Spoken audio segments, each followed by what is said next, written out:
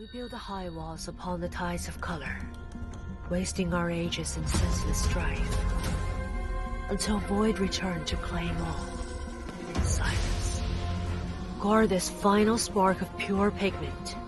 It is the last testament of the old world, and the kindling for the new. Go now, make the world radiant once more.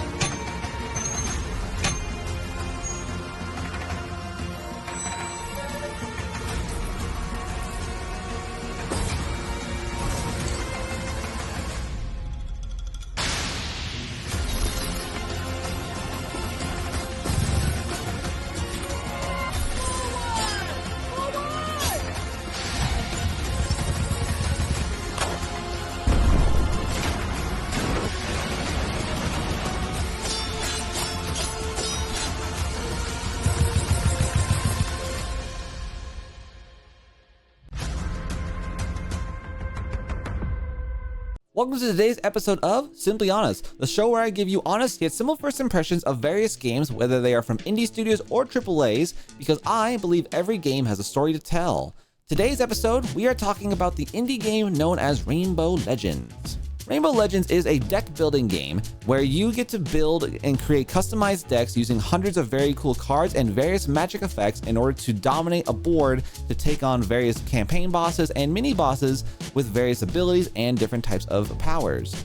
With this, you can use your various character choices and your deck building style in order to win the battle as the campaign gets increasingly more challenging and more intense the longer you play. Overall, when it comes to my experiences with deck building games, I have personally found that I am so very used to, and I oftentimes expect most deck building games to be similar to that of Hearthstone or Magic the Gathering, where a card has HP and toughness and you're taking on monsters in that fashion. However, Rainbow Legends, from what I have found, is actually something very different. In the game, you are overall attempting to dominate territories on a board by using cards that each have their own territory values upon being played.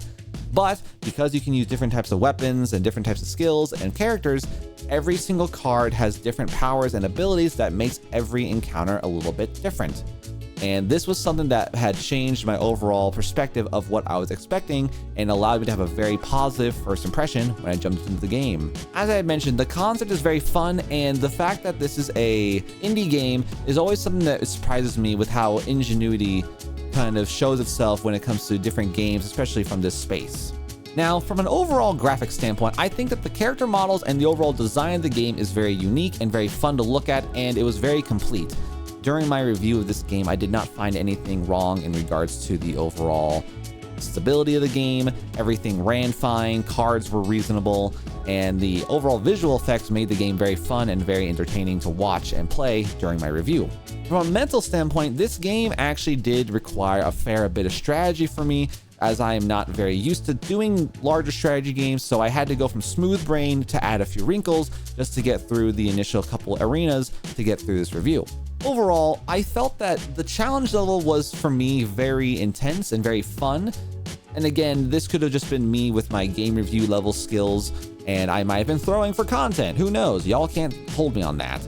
But this game allowed every run, every encounter to really spice things up, and every new mini boss was actually, to a degree, fairly intense and intimidating in some cases. I even found that some of the mini bosses, like the bandit for example, was more intense than the actual arena location bosses.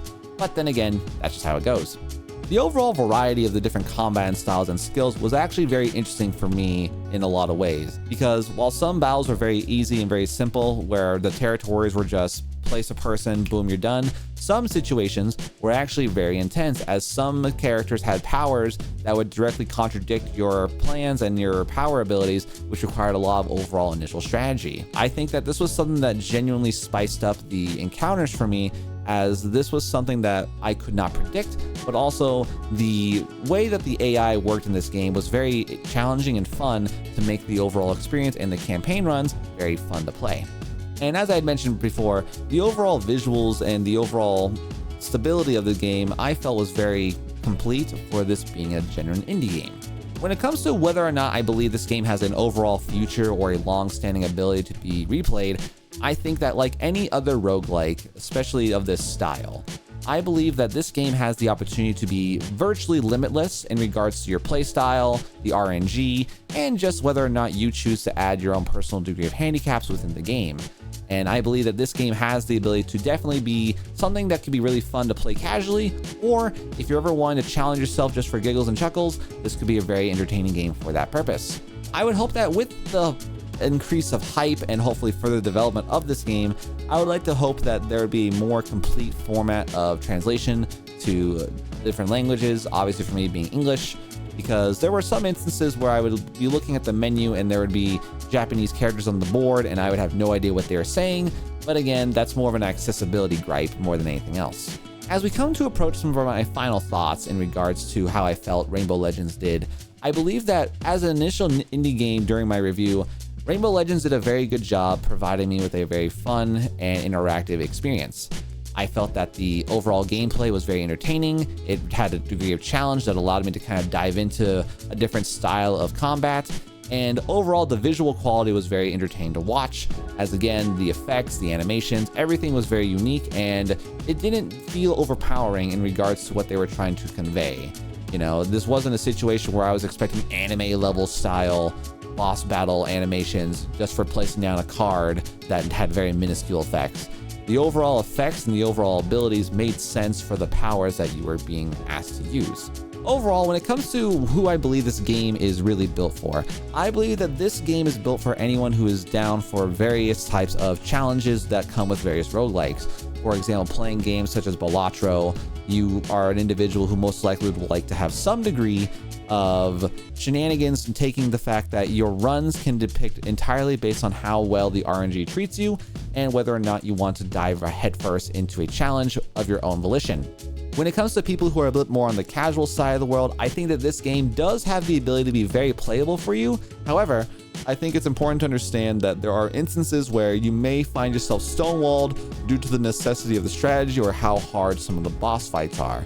But I think that this game is still very entertaining for those of you who are looking for a genuine overall challenge. And as always though guys, if you guys did end up enjoying today's review, do consider liking, following, and subscribing, as we do showcase various other types of indie games on our channel. And of course, do consider letting me know down in the comment section how you felt about this game if you ended up playing it, or if you have suggestions for upcoming future reviews. I have been your host, NiccoSilverado. This has been yet another glorious episode of Simply Honest, and we'll see you guys all on the next one. And as always though, and forever, adios, sayonara, and goodbye.